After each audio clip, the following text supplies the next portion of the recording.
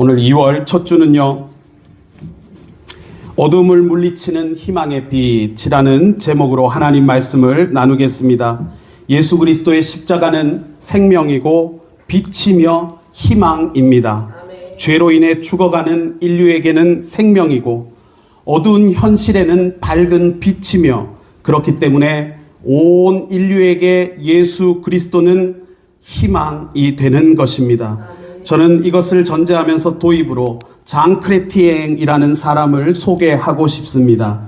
여기 사진에 있는 장 크레티eng은요, 전 캐나다 총리로 전 국민의 사랑을 받았던 정치인입니다.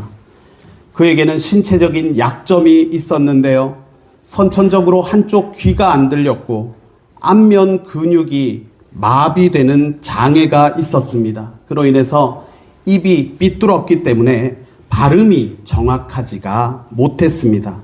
그럼에도 그는 1993년부터 2003년까지 캐나다 총리로 3번을 연임해서 10년을 지냈습니다.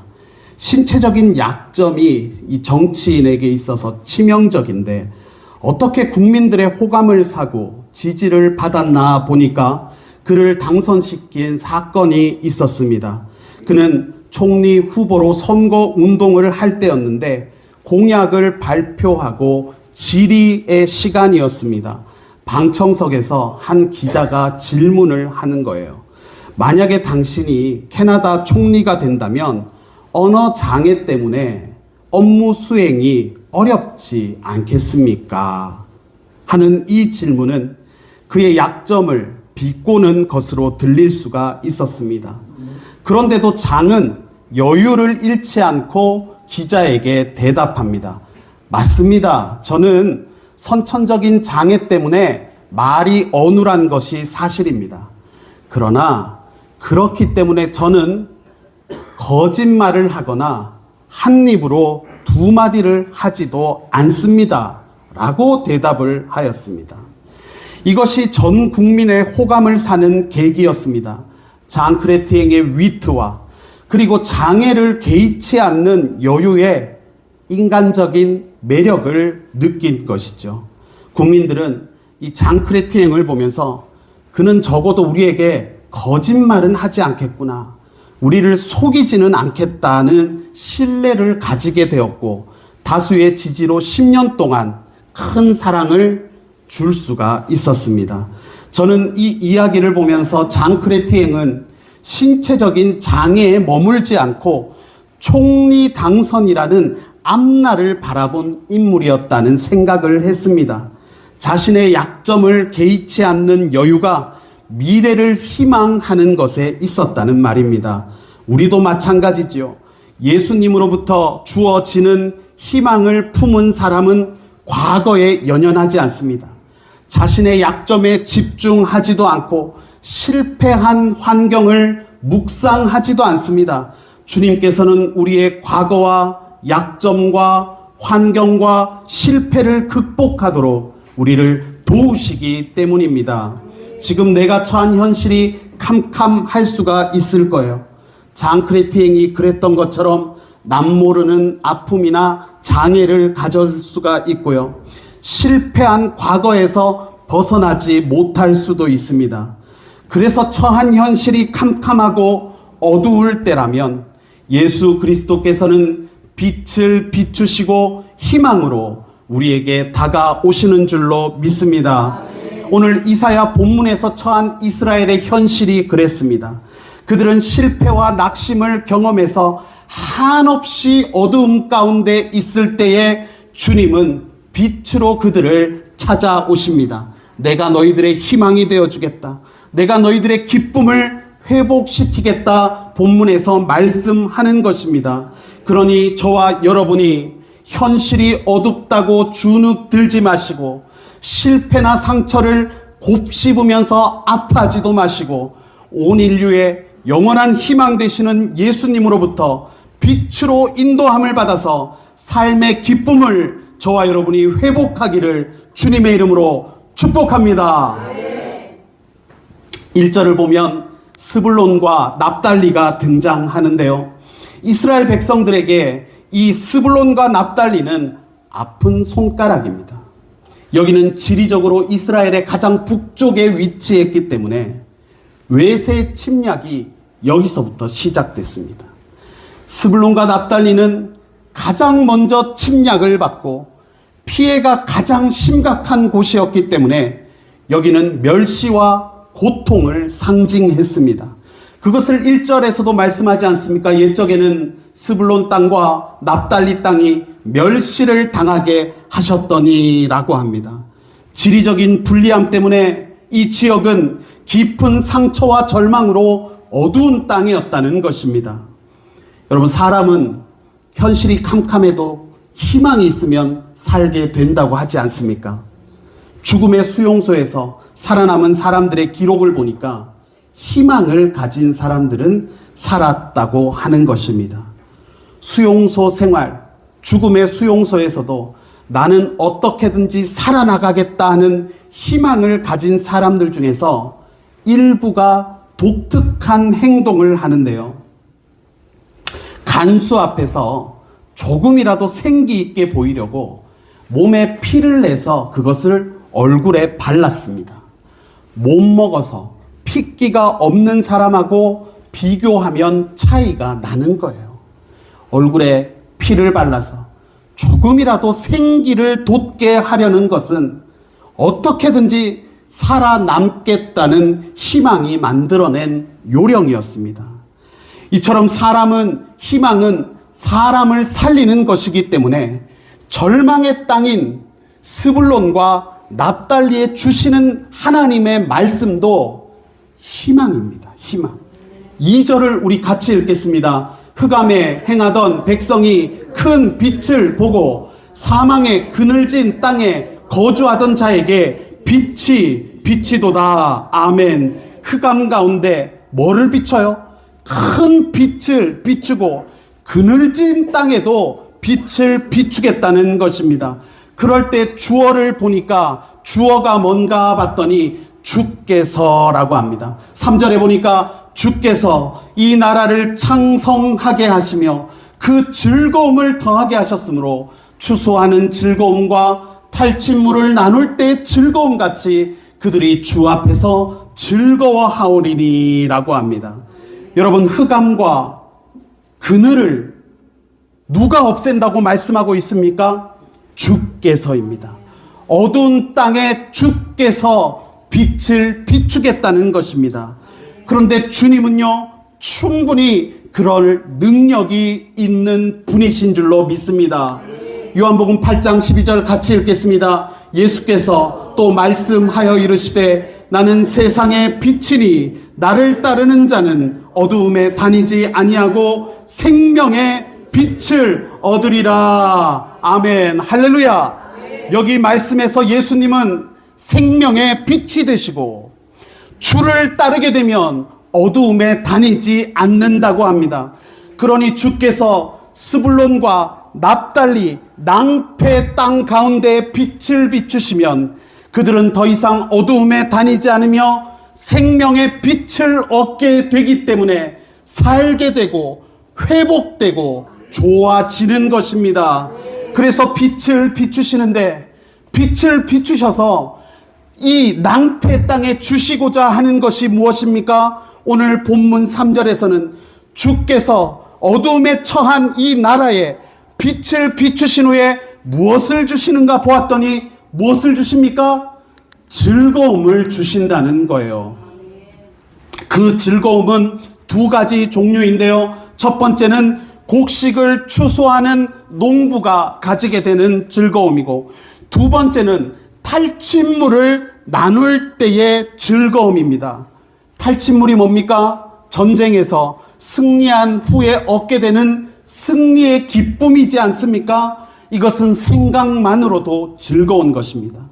전쟁에서 이긴 후에 패자로부터 얻게 될 때는요, 이게 랜덤 박스예요. 랜덤 박스. 여기에서 뭐가 나올지 모르고 어떤 값진 것을 얻을지 모르기 때문에 탈취물은 설레이는 것이고 기대가 되는 것입니다. 주님께서는 이 어두운 땅에 빛을 비추셔서 그와 같은 기쁨을 주겠다는 것입니다. 세상의 빛으로 오신 예수님은 스불론과 납달리에 드리워진 어두움을 거두시겠다는 것입니다.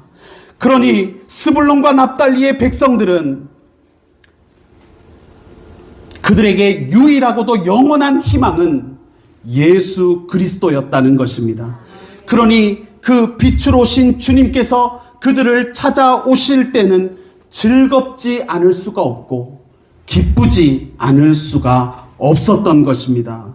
여러분, 예수 그리스도를 영접해서 그 빛의 보호 안에 거하게 되면 죄인도 기쁨을 얻게 되는 줄로 믿습니다. 그 기쁨은요, 땀 흘려 농사를 지었던 농부에게 주어지는 수확의 기쁨이고 탈취물을 나누는 군인의 기쁨이 오늘 우리에게도, 저와 여러분에게도 허락되는 줄로 믿습니다. 그러니 2월 첫날 첫 주에 우리는 삶에 주어지는 기쁨을 우리 수성교회가 담대하게 선포하시기를 축복합니다. 교회를 다니면서 주님의 인도를 받는 자들에게는 기쁨이 있습니다. 이전에는 별로 신나는 것이 없었는데 교회를 다니니까 기분이 좋고 재미가 느껴지는 것이죠. 우리 수성교회 학생부 자녀들이 요즘 이런 기쁨들을 깨닫는 것이 보이는 거예요. 교회 다니는 것이 재밌답니다. 교회에 출입한 지 이제 3달도 안 된 우리 학생부가 하는 말이 교회가 재밌답니다. 야, 너 교회 재밌지? 재밌어, 안 재밌어? 이렇게 제가 강요해서 얻은 대답이 아니라요, 자기들끼리 하는 얘기를 제가 들었습니다. 다닐만 하다는 거예요, 교회가. 즐거움이 있다는 것이죠. 이 즐거움은 빛 되시는 예수님으로부터 주어지는 것인 줄로 믿습니다. 어제도 우리 학생부 제자 훈련을 하는데요, 2주째 지금 훈련을 하고 있습니다. 주께서 우리 학생부들을 교회로 보내주시는데 이들에 대한 우리가 책임감이 생기잖아요. 그래서 가르쳐야 되겠다, 훈련해야 되겠다 싶었습니다. 교회를 오게 되면 우리가 무엇을 믿는지, 왜 믿는지, 어떻게 믿는지를 알려주고 싶어서 토요일날 우리 학생부 예배 때에 제자 훈련을 시작했습니다. 참 감사한 것은요, 우리 학생부 애들이 통성기도도 하고요, 자기 삶도 나누고요, 성경도 잘 찾습니다. 어제도 예배 다 드리고 간식을 먹었거든요. 근데 제가 이런 것은 좀 우리가 같이 교회가 좀 나누어도 되겠다 싶어서 말씀을 드리는 거예요. 간식을 먹는데 음료가 좀 부족했습니다. 그래서 제가 더 사줘야죠. 그죠? 애들이 음료수 더 먹고 싶다는데 까짓 거 사주죠. 그래가지고 더 사와라 이러면서 제 카드를 주는데 우리 학생부 부회장이요, 목사님, 이거는 제가 사겠습니다. 이러면서 자기 카드를 주는 거예요. 감사해. 중학생이 무슨 돈이 있다고, 그죠? 본인이 사겠다고 하겠습니까? 교회가 재미있고 교회 다니니까 희망도 커지고 빛으로 인도함을 받는 것에서 감사한 마음을 그렇게 표현하는 것이죠. 제가 그래서 참 이게 감동이더라고요. 왜냐하면 우리 학생부 자녀들이 섬김을 받는 자리에서 이제 조금씩 섬기는 자리로 성장해 가는 것이 감동이어서 제가 그 자리에서 또 용돈을 쐈습니다. 이 모든 것이 우리 모두 서로에게, 우리 교회적으로도 감사한 일이 아닐 수가 없는 거예요. 이렇게 신앙 생활을 통해서 예수님을 믿으면 빛의 인도함을 받기 때문에 삶의 희망이 있고 기쁨이 생기는 것입니다. 여러분, 주님께서는 우리를 요셉과 같이 사용하시는 줄로 믿습니다. 그 당시 요셉의 형편을 보세요. 형들에 의해서 구덩이에 빠질 때만 해도 그의 앞날은 캄캄한 것이었습니다. 창세기 37장 24절, 그를 잡아 구덩이에 던지니 그 구덩이는 빈 것이라 그 속에는 물이 없었더라. 형들에 의해서 깊은 구덩이에 빠졌을 때만 해도 요셉이 얼마나 캄캄했겠습니까? 처한 현실이 어둡고 앞날에도 희망이 없었습니다. 이후로도요, 요셉은 금방 빛을 본 것이 아닙니다. 구덩이도 어두운데 감옥이라고 하는 더 깊은 절망에 처할 때도 있었습니다. 그렇게 연단이 되고 하나님으로부터 훈련이 끝난 후에는 마침내 요셉의 주님께서는 그를 빛으로 이끌어 주셨습니다. 창세기 41장 41절 읽겠습니다. 바로가 또 요셉에게 이르되 내가 너를 애굽 온 땅에 총리가 되게 하노라 하고 아멘. 구덩이에 빠져서 앞이 보이지 않았던 요셉을 빛으로 인도하실 때에 주님께서는 이집트라고 하는 대국의 2인자로 세워주셨습니다. 요셉은 상처와 배신의 아픔이 그의 삶에 짙었지만 총리로 임명받는 순간에는 얼마나 감격스러웠겠습니까? 총리에게 집이 제공되었을 것이고 가장 안락한 침대가 제공되었을 때에 그는 어린아이처럼 와 신난다 기뻤을 것이라는 말입니다. 3절에서의 말씀처럼 주님은 추수의 즐거움과 탈취물을 나눌 때의 즐거움을 요셉에게 주셨던 것입니다. 이 기쁨과 즐거움이 오늘 우리의 것이 되도록 주님께서는 2월 한 달을 인도하실 줄로 믿습니다. 뿐만 아닙니다. 주님은 이스라엘의 멍에와 채찍과 막대기를 꺾으시겠다고 합니다. 4절을 같이 읽겠습니다. 이는 그들이 무겁게 맨 멍에와 그들이 어깨에 채찍과 그 압제자의 막대기를 주께서 꺾으시되 미디안의 날과 같이 하셨음이니이다. 아멘. 멍에와 채찍, 막대기는 스불론과 납달리로 침략하는 아수르의 압제를 상징합니다. 이것들로부터 해방시키겠다는 말씀입니다. 그래서 무슨 날과 같이 되게 하겠다고 합니까? 미디안의 날과 같이 되겠다 하시는데 미디안의 날은요, 이스라엘이 경험한 승리의 날이었습니다. 기드온이 300명 용사를 데리고 그 대군 미디안을 물리쳤던 대승의 날처럼 되게 하겠다는 의미입니다. 희망의 선언이죠. 빛의 선언인 것입니다. 이 승리는요, 인간의 군사력으로부터 오는 것이 아니고 전적인 하나님의 개입으로 만들어내셨던 기적인 줄로 믿습니다. 우리 수성교회가 예수 그리스도 안에서 그 승리와 기적을 보게 될 줄로 믿습니다. 우리 주변을 돌아보면은요, 캄캄하고 어둡습니다. 한국교회 현실이 어둡고요. 울산이라고 하는 지역의 경기가 캄캄하고요. 선교적인 차원으로 우리가 비신자들에게 다가갈 때도 막막합니다. 이 강팍한 마음들을 어떻게 주님 곁으로 인도할까 쉽지 않은 것입니다. 그런데 우리 주님은 현실의 어두움을 그냥 두고 보지 않으시며 빛으로 인도하신다 약속하십니다. 어두운 현실의 희망을 비추시고 빛으로 우리를 인도하신다는 것입니다. 그래서 모든 압제자의 막대기가 꺾이고 즐거움을 회복시켜 주는 것입니다. 여러분, 우리 교회가 얼마나 좋은 교회입니까? 우리 수성교회는요, 대한민국에서 가장 좋은 교회입니다. 성도가 많지 않아서 영적인 상태를 더 가깝게 진단받을 수가 있죠. 여러분, 과외 다 해보지 않으셨습니까?